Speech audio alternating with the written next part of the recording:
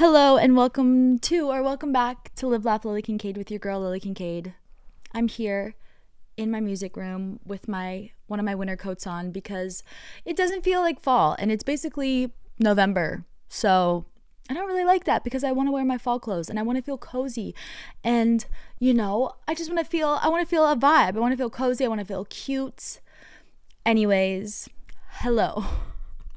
Hello, my podcast listener. I am so happy you're here. Thank you for joining or clicking on this podcast or for being a loyal weekly listener. If you're new, I have so many episodes that you can get yourself caught up on. This is season 2, so we have a full season 1, 30 episodes, and then we have this current season every Monday. Anyways, you might see I'm designing my own merch, designing my own website as I work on my album. But I'm testing out some different merch. And if you are not going to be your own biggest fan, who else is going to be? So that's why I wear my own merch, because I only make songs that I would want to listen to, and I only wear merch that I would want to wear, Anyways, I feel like I'm sweating.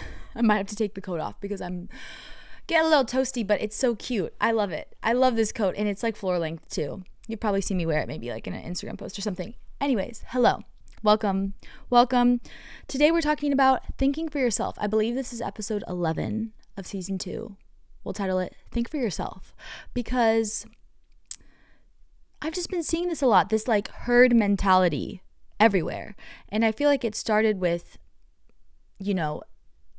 probably TikTok, probably the internet, but it's gotten like crazy, especially as we've come around to another election year, at least in the US, like a presidential election year. And it's been crazy because sometimes I feel like people get peer pressured into, we often talk about peer pressure doing something like, oh, they peer pressured you to drink, they peer pressured you to do this. But we never talk about like what happens when you're being peer pressured to think a certain way, and how by, going along with that, you actually are disconnecting yourself from your gut feeling and from your heart and your intuition and all of your amazing gifts and talents. So by being aware of mental peer pressure as well, you can actually put tools in place and make sure that before making a decision, before, saying something, you are able to check in with yourself and be like, is this what I want to do? Is this what I want to say? Is this how I want to think? And like, yes, maybe it is, and maybe it's no, maybe I want to think the opposite. It's just something I've been very aware of and like discussing with my friends. And so I thought we could chat about it because that's kind of where I am. I've been like, this current season has just been very like, stay focused, stay locked in, stay working on my album, not really seeing that many friends. I don't know. It's been like I feel like the wintertime is a time to hibernate. And I know some of y'all, it may be the inverse. So you may be having summertime, but I believe like in the winter, it's time to hibernate. It's time to assess your goals and really get everything aligned so that you can set yourself up for a good year. And 2025 is going to be the best year I've ever had, and it's going to be the best year you've ever had. I haven't even started. I've been like thinking about it, but not even like serious. I want to like have like a whole day where I just think about, what does God want me to do in 2025? What do I want to do in 2025? What is he telling me to write down? And I just can't wait, because I'm surprised every single time I'm given like a task to do. I'm always like, wait, what? Like when I wrote a book, Live Laugh Lily Kincade. I'll link it below. But I wrote a book and I released this year, and I was like, I have no clue. What? I'm supposed to make this into a book. And I was like, you know what? I'll figure it out. I'll just do it. And I don't know. I just feel like it's exciting. So winter's a good time to hibernate and to really assess, okay, what are my values? What is important to me? Not just what is important to me that everyone's telling me is important to me, but what is actually important to me, and what do I actually want my legacy to be, Anyways, okay, we're going to talk a little bit more about that, but we start every episode of Live Laugh Lily Kincade with a quote, and I have a quote for you. Also, too, I'm noticing, and if you're watching the video version, over there on my guitar case, I have another coat. I love winter coats. I have that's a vintage Betsy Johnson coat that I got at a flea market on my 22nd birthday. So it'll always hold memories. Like, I am just such a sentimental person. Like, I wrote a whole freaking song about it. Stream Sentimental by Lily Kincade. If you've never heard it, it's on my second EP, LA Doesn't Miss Me. But literally talking about that, sometimes I'm like, I stay in things too long because I'm so sentimental. Anyways, that's a whole nother topic for another day. Okay, your quote for today. Have the courage to follow your heart and intuition. They somehow know what you truly want to become. Steve Jobs. Let me read that one more time for you. Have the courage to follow your heart and intuition. They somehow know what you truly want to become. It can be difficult to follow your intuition when everyone's kind of pressuring you to think a certain way. Because oftentimes because there's so much pressure for you to act a certain way or think a certain way, you don't even allow yourself to even explore that. Like, we used to have so much critical thinking skills. We used to be able to say something and like discuss it and have discussions. And now I feel like everybody's just yelling at each other. And we need to choose love. We need to choose love, and we need to choose understanding. Like last week's episode talking about the book, Everybody Always, that I just finished, which it's amazing. Oh my God, we need to do like a whole episode about that. But we are forgetting how to choose love, and choosing love is choosing your emotions and choosing your heart and choosing to see the heart of somebody else, and also choosing your own heart. And so thinking for yourself is a skill.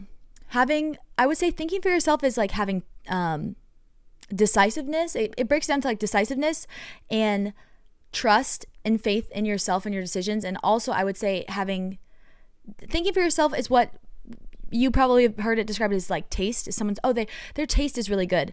That's them making decisions for themselves. Like, say somebody with their outfit, oh my God, they have such unique taste. Like, it's so cool. That's them not following like the outfit trends of other people. It's them having like this trust in themselves and thinking for themselves, and that creates taste. And so I've noticed this too. Like, sometimes when I've never, not that I'm a tastemaker, but I've always been a very independent thinker. I've always been very stubborn. I've always been like, okay, this is what I'm going to do. I'm going to do it. I'm not really listening. If somebody tells me no, I'm like, okay, I didn't ask you for your opinion. But thinking for yourself, I think is a very important skill to learn, because it's going to be in every single, you're going to have to deal with it. You're going to have to interact with people. Life is about interacting with people, and you're going to have to deal with it. And it can be as simple as, okay, you are graduating high school and you're trying to pick a college, and everybody around you is saying, oh, you should go to this college. But you have this weird feeling of like, I don't know if that feels right, but everyone's telling me to do this. Like, I don't know which one I should do. Like, I need to go think about this. Like, it can do that, because then you're factoring all these things in of like, okay, if I pick this college, like, am I going to disappoint the people I love? Am I going to let them down? And I'm here to tell you this. It is much better to abandon somebody else. It's not good to abandon anybody, but here's the deal. If it comes down to two choices, and it's you have to abandon yourself to please other people, or you have to let other people be mad at you and stay with yourself and choose yourself, always choose yourself, even when it's hard. Because I promise you, making another person being upset with you, you'll get over that. You'll fix that. You'll be fine with that. When you start to be upset with yourself because you are not thinking for yourself and you're not trusting yourself, that is a much deeper grave that you have started to dig. And that's why I always say, like, if you tell yourself, because like you can justify around, if you're telling another person, oh, like, let's do this, you can justify it. But if you tell yourself something, like when I tell myself I'm going to run 5 miles today, I literally make myself run 5 miles, because it's proven, and I have episodes about this, but it's proven it is extremely damaging to your brain if you do not follow through on the promises you tell yourself, because there's no other way to rationalize it. It's not a promise you made to another person. It's truly to yourself, which means that it's only reliant on you to achieve. And so you have to achieve it, because it's going to really mess up those neural pathways in your brain. Anyways, thinking for yourself is a very good skill. And I challenge you to do that. I want you to think for yourself. This sounds silly, but something I did when I first started like really working this, it's a muscle. Thinking for yourself is making a decision before getting outside input, basically, too. And this is kind of crazy, but if you ever start to feel insecure, it usually means that you're seeking outside validation and outside approval, which means that you're not thinking for yourself, because you are making choices based on the reactions of other people instead of choosing what you think is right for you and trusting your gut and then seeing the reactions, you know? So these are some tips that I've used when I was working on becoming more secure and becoming more confident in who I am and who I am at my core too. Not like who this version of me I created, but who I truly am at my soul level. The version God created me to be. Yeah, these are some tips that I've like told friends and it's helped them and I've used. And yeah, I hope they help you. So if they do, let me know. Also, you guys, let me know anything else you want me to talk about. I love just chatting with you. I just love it. I love it. I feel so blessed and lucky. Like this is like my little just fun I just love this because one day these are going to be everywhere. I just know that because one day I'm not going to be at a consistent schedule enough, or like I'm going to be traveling and touring the world and I'm not going to be able to like have everything with me to keep doing the podcast. Maybe I will. You know what? Maybe I will. And then I'll get to like interview people more one day too. That'd be so fun. Like different musicians on the road. Anyways, yeah, these are some tips. The first one, it's going to sound silly, but post what you want to post on social media without asking somebody. It sounds so silly, but I know you've been there because I've been there, where I literally have like 3 pictures. It could be like a selfie or something. They look eerily similar. Like maybe one of them I'm like smiling like this. Maybe one of them my mouth is a tiny bit open. But here's the deal. They literally look almost the same. It's the same outfit, same makeup, same lighting, whatever. I used to be that person that would be like, I have to like ask somebody that I trust because like I don't know like which one. It literally doesn't matter. It doesn't matter. It doesn't matter. It doesn't matter. I'm going to need you to commit to like at least a week. Be like, I'm going to post 2 things. Think of it as like a challenge. It's a challenge for you to get out of your head. And that's what social media, and that's what these things should be used for, is like getting over ourselves and getting over our fears and growing and learning and connecting with new people. But I'm going to challenge you to not ask anybody what you are going to post, or like, oh, should I post this one or this one? Do not ask anybody. Do not ask anybody about a filter. Do not ask anybody like which order. And I'm doing this too. I'm going to do this too this week because I can start to like get insecure too. And then I don't post and then it's anxious. And no, we're going to trust us for a week. We are going to not ask anybody for their opinions on our Instagram post. We are going to post it. It sounds silly, but I promise you it freaking works. It freaking works because it gets you out of that fear of like, oh my gosh, like, is this one better? This one better? It doesn't matter. I want you to trust your gut and pick. And if you are like, I don't have an opinion, I like them all. Sometimes I'm like that. I literally will be like, okay, I'll close my eyes and I'll just like shuffle or I'll scroll and I'll be like, perfect. Okay, that's the photo I'm posting. Easy, done. That's what you're going to do. Another tool that I have for thinking for yourself and making decisions is the coin flip. This is very, very impactful when you have, this only works obviously when you have 2 decisions. I mean, you could do it with 3, but no, it doesn't really work with 3. If you have a decision between 2 things, whether that be like, do I want to eat this type of food or this type of food? And you can't seem to pick, and you could be with other people, it could be just you.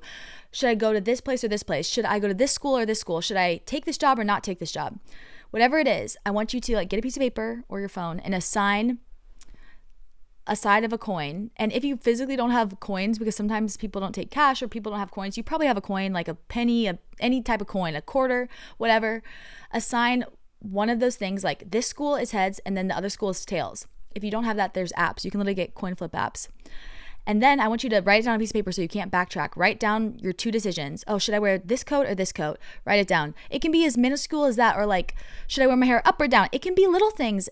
Do not ever think that you have to have these big life-changing decisions to work on this muscle. You can work on this muscle of having trust in yourself with little things. And oftentimes I think that working on this muscle with little things makes it so that you have to, it's like going to the gym and lifting like 50 pounds. Okay, that's going to be really difficult. But if you start with smaller reps and you build it up, you're going to be able to lift 50 pounds in no time, and you're going to be so much stronger and you're not going to injure yourself. So I think the little things is actually super impactful. But you're going to write down your 2 options and flip a coin, and then you're going to see how you feel. And this will tell you what has been hiding, because oftentimes we can't hide our first like instinctual reactions because we don't know. When you flip a coin, you're going to either feel happy with a decision or sad, and that's going to expose what you secretly wanted all along, but maybe you were too shy, or you were too embarrassed, or you wasn't sure if it was going to be too much or too little. But that tells you, because if you're happy when the coin lands, then you know that that's the decision that you wanted to make. And if you're a little bit sad or let down, then you know you need to pick the opposite decision. Isn't that genius? Like, that's such an easy tool, and I freaking love it. Like, I oftentimes will do that with like when you guys know me, independent artist, so I design all my cover art for my music and everything, and I oftentimes will do that sometimes because I'll get so many good pictures or so many good cover ideas that I'm like, I don't know, like I could use all of these as a cover. So what I'll do is I'll literally will like narrow them down and then flip a coin and see how I'm feeling. Like, oh, I like this one, but then I know I like the other one better. You know what I mean? It's just a good thing. It's just a good thing that gets me like, it gets me to like think for myself. Another tip I have is to think for yourself is always wait 24 hours before making a decision. Now, I've started doing this too. Same with responding to big decisions, whether it be taking a new job. Maybe it's moving to a new place. Maybe it's committing to a trip that's pretty expensive. Maybe it's, agreeing to be somebody's boyfriend or agreeing to be somebody's girlfriend. Like, give yourself 24 hours before saying yes or no, because oftentimes in the moment of things, You're offered a new job. You feel like this pressure to say yes because, you know, you're like, if I say yes, yes, they'll like me. Like, I don't want to say no and let them down. But I want you to make a commitment to yourself before you get into these situations that anytime I have to make a big decision, or anytime I'm going to agree to something that is just more, I'm investing more in it, like a big trip where you're going to be spending lots of money, or, you know, getting into a relationship, give yourself 24 hours. Give yourself 24 hours. And that will tell you, because if those 24 hours are filled with anxiety, because you know at the end of those 24 hours you're going to be agreeing to this decision, then you know that decision probably isn't right for you. But if those 24 hours seem to fly by because you're so excited, because you're ready to start this new chapter, then you know that saying yes to that decision is exactly what you need in that moment. So, you know, it's a muscle. It's a muscle, and it takes little things, but oftentimes, like, these little tiny things will be so helpful. Like I said, another one I have is like the 24 hours before making decisions, really good. Flipping a coin, really good. And then doing things without asking for people's opinions. I use social media as an example because it's the most like prevalent example I could think. Wearing outfits too, but I feel like when we go out in like the real life, even though probably more people see us and interact with us, it doesn't seem like that because we don't really know them. But on social media, it's like, oh my God, it's everybody you know, but it's not really everyone you know. So doing those things. Another thing I have too is like, give yourself time to hear your own voice. Like, give yourself time to think in silence. That's important, because if you have a podcast on, if you have a TV show on, if you have music on, you may like not actually really hear yourself. Like, I want you to, if you ever have to make a big decision, get out your journal, go to a quiet place for like an hour or two. It could be go to a park. It could be just sit in your room. You can put like some meditative instrumental music on. You can light a candle, like make it a nice little vibe, and just really close your eyes and just think. I want you to imagine your life making that decision, and then imagine your life if you didn't make that decision. And just write everything down that you are feeling. Think for yourself, and don't worry about outside noise. Quiet it out and focus on yourself, and focus on what you truly want at your heart. And I think you'll find that in setting aside, like intentionally, you can tell people like, hey, I'm going to like think about this decision for an hour. I'm going to just don't talk to me because I want to be like quiet and closing my eyes and journaling. Do that and write it down. And I guarantee you, like, you will start to see, it will come out in the writing. It will come out in the writing. Like I said, it will come out in how you're feeling. And yeah, that's some things I'm doing, especially with, as I said, it's hard too with music, for me at least, how this is like applying to my life, because I always talk about whatever I'm kind of going through with y'all on the podcast, because this is our way to like live life together. I'm kind of going through, you know, a lot of the creative decision making with my album, whether that be, okay, is this song done? Does it need more? Do I like this piece of merch? Do I not like it? Ooh, what do I want to wear for the cover? I don't know. This is cute, but this is also cute. I don't know. Do I want this type of photo, this type of photo? And I'm having to make all decisions, which I love doing, but it requires a lot of trusting in my gut and myself, and not doubting my taste or my creative abilities. And so I've started applying all these things and just really taking the time to sit with myself and making a decision. And once I trust my gut, sticking with it. And every time I do it, it gets easier and easier, because I've instilled this trust in myself by doing these things, training my brain and trusting in myself. No matter how hard it gets, I promise you, like, everything in life is a muscle. Everything in life is a muscle. So being positive is a muscle. Trusting yourself is a muscle. Choosing love is a muscle. Not controlling your emotions and not getting angry is a muscle. And letting yourself feel and letting your walls down is a muscle. That's too. People often think of the inverse. There's so many people that I've always said that want to love, that want to be vulnerable with their feelings, but they can't because they are terrified and have this wall of fear up. That is a muscle too. So never, you know, never think it's a bad thing to be a lover. But there's certain times where it's like, okay, you're loving too much. You're letting people walk all over you. You do need to know how to maintain that love and give it back to yourself during those seasons, so you're not just giving it away, abandoning yourself. That's a whole nother podcast episode. Anyways, that was a lot for y'all. I want you to do those things. Let me know how it changed your life. It impacted you. I love y'all so much. Don't forget to stream all the music I have out and pre-save my next song. I don't have the pre-save link yet for it, but when I do, I will let y'all know. Mr. Hollywood. Anyways, I love y'all so much. And we have to say our affirmation we say all the time. Ready? Today is a wonderful day. I am confident because I am a problem solver. I always have options because I choose to be optimistic. Today I will learn something new, laugh, and make a difference in someone else's life. Thank you all for watching this video and for just being a part of my life. Like, every day I literally start tearing up because I just am so grateful, like beyond even like my brain can't even comprehend it, because every day I'm just like, how in the world, like, how do I get to do what I do? And I just feel so lucky, truly. Like, I don't know, I just feel so lucky every day. So I love y'all.